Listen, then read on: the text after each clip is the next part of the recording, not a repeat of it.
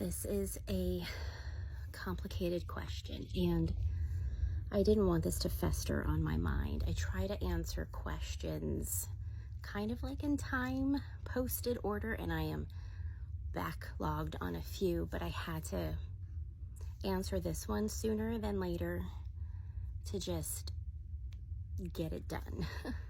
I apologize if this is all over the place and scattered, but honestly, it pretty much sums up the scattered, chaotic relationship between myself and my dad. Up until about 12, 13, I will say that through rose-colored glasses, the relationship I had with my dad was, picture-perfect childhood. Daddy's little girl, he doted on me.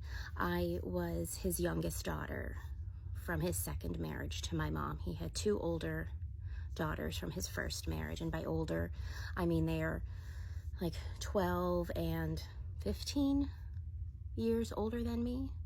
So I was the baby girl, and experiencing my childhood up until 12, 13, and even looking back on it until recently, I would say everything was hunky-dory good. But removing the rose-colored glasses, as well as applying what I have learned recently and doing a lot of retrospective looking back type of thing, there were red flags that made it seem perfect, but it wasn't. Also, I grew up with, and until recently would have said I was in an extremely overprotective household, and until my late 20s, I thought my mom was in on it as well, but I learned it was only my dad. My mom had no choice but to go along with his rules and standards and strictness and overprotectiveness. But growing up, it was a duo. And then I learned it wasn't. But the overprotectiveness, I'll say, was average, normal, expected of like an only child, youngest child to my dad. They grew up New Yorkers and had this sense of 70s, 80s New York unsafeness, even though we lived in Florida, and it wasn't that way. So the outsiders looking in were just like, just an overprotective household. But it wasn't that simple, as I've recently learned. And then 12, 13 hit, and things changed between him and I. And we can call it a cliched preteen, teen, headbutt, prepubescent puberty, just the parent and child clashing thing. And I can say it was that. Sure, I'm sure hormone changes were behind my starting to speak up and against and not agreeing with him. And that is also, when his overprotectiveness really started to get to a odd place. Instead of letting, the reins loose, it got tenser, or however you would use that euphemism, I don't know. Excuse me. So around that time, I started to disagree and question and complain about the level of overprotectiveness, what I was and wasn't allowed to do. I voiced if I had a different opinion than him, which I did not prior. I just kept my opinions to myself. I think what the biggest problem in his eyes that I was creating was I was starting to side with my mom or express if I agreed with my mom over my dad, where prior I was put in a position, and yes, growing up, I was always, by him, asked to pick a side. Who do you agree with in this argument? Who was right, who was wrong? And growing up, I knew I had to side with my dad. It was just an unspoken rule. Even if I didn't have an opinion, I didn't understand what was going on, or if I agreed with my mom. And I thought that's how it was everywhere. Every parent does that to their child. And then I've learned no. And I make it a point never to do that with my kids. But I got older, 12, 13, and then I started going, I agree with mom. Or why are you saying that? I don't agree with that. I agree with mom. Which then turned an argument of, you're out to get me, you're against me, you don't love me, you're doing this on purpose, blah, blah, blah. And then he started to blame my mom, you're turning her against me. And I just viewed that as the overprotectiveness, even though that really had nothing to do with it, unless my mom was disagreeing with him about something with raising me. And like I said, that's when he started to get more overprotective. He was in big denial, big depression over me getting older, to the point where for the full year I was 13, he refused to say the teen. I was 12 plus 1. It was a joke at first. My birthday cake said 12 plus 1. We all thought it would peter out, but it didn't. I was 12 plus 1 for my 13th year of life. And he had a big problem with me getting older. It was twofold. I was getting older, he was getting older. So where a parent would want to see their child start to have independence and everything, he was doing everything he could to prevent it. And again, it was being viewed as overprotectiveness, not in any way potentially emotionally and mentally abusive. And you probably get why I have to mispronounce that word, so things don't, get a little messy. He was getting more and more, as I was getting older, outrageous with his demands of my place in the household. And it really we never got a chance to even out and rectify that early teenhood cliched bashing. We never got a chance to overcome that, because at 16 and 17, and when my mom's MS happened and I became her caregiver, the dynamic greatly changed. And suddenly I was almost on equal footing in adulthood, especially since my dad completely checked out mentally and emotionally from the household, and I took over everything regarding my mom's care and caring for the household, paying bills, grocery shopping, cooking. And he would work and come home and sit in front of the TV and call it a day. I remember when I came to this conclusion of this is on me, this is all me, was after my mom recovered from her attack and she was going to the neurologist and physical therapy, and I was driving her. I only had a learner's permit, but she was the adult in the car with me. And she got big motion sickness. She had no balance.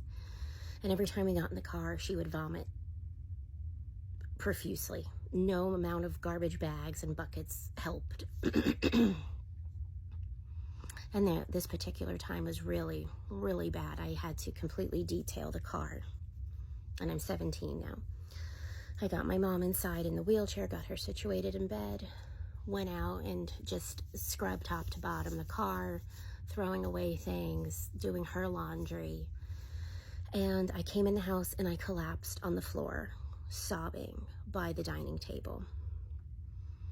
And my dad just got up from the recliner, walked around me to go to the kitchen to get, a drink, soda, potato chips, whatever. Walked back around me and just sat down.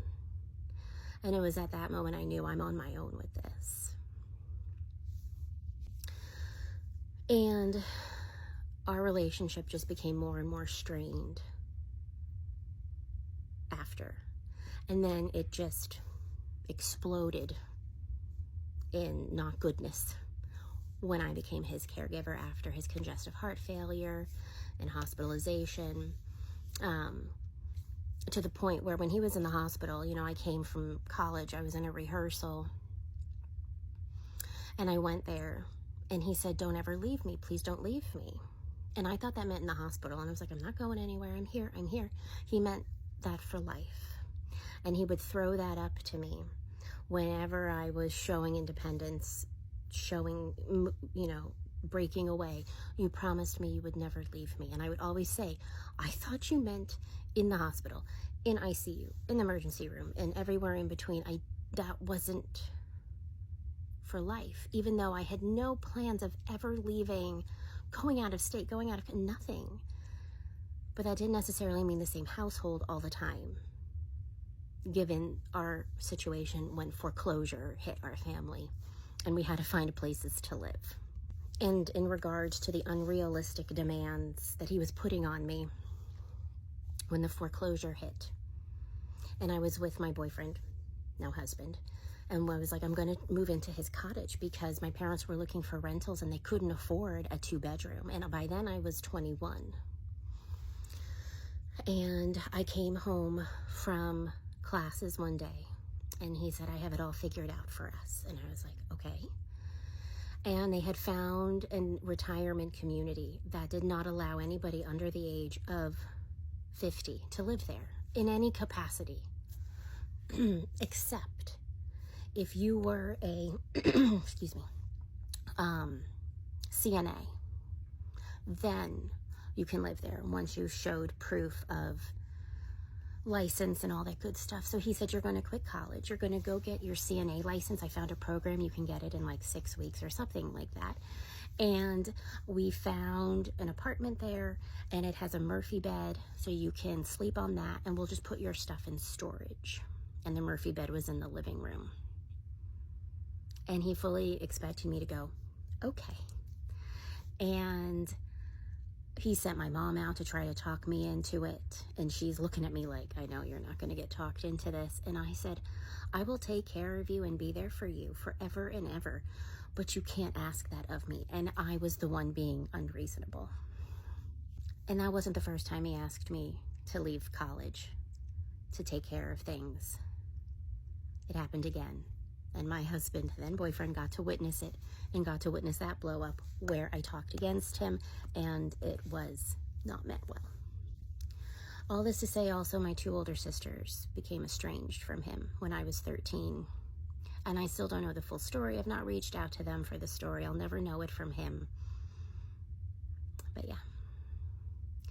And then this comes to the question, well then why? Why are you celebrating birthdays of his memory?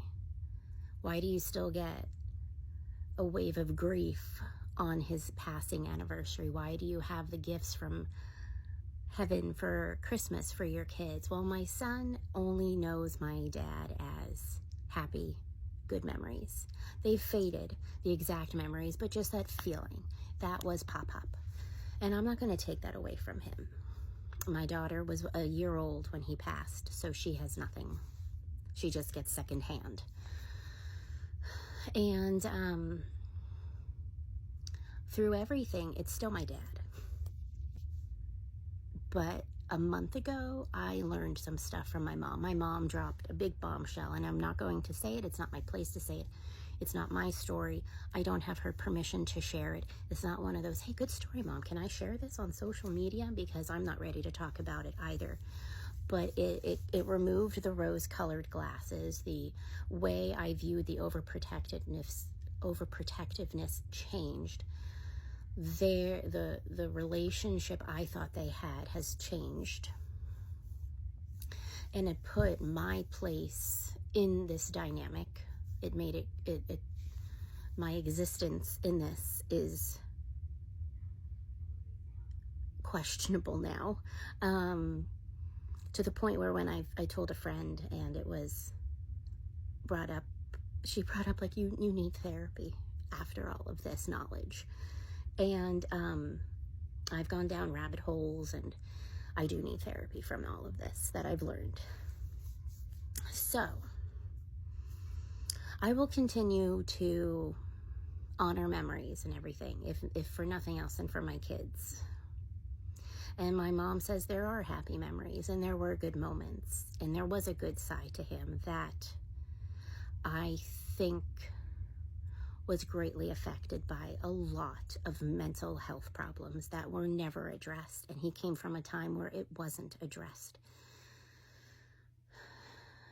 So if anything right now, it's just sheer routine to do what I do regarding my dad's memory.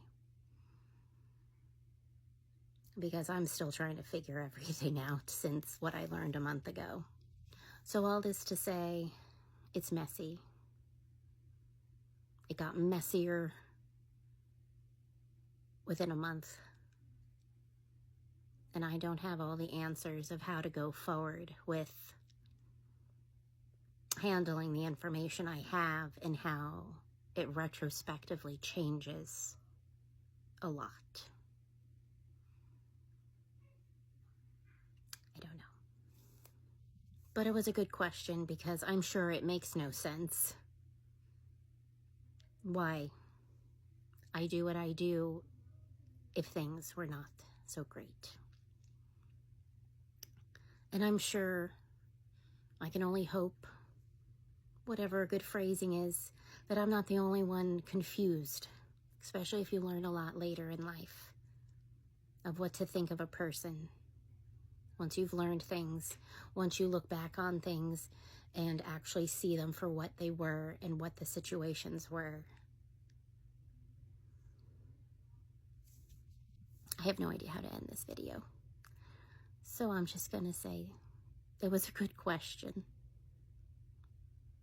All right, I'll talk to you later. Bye.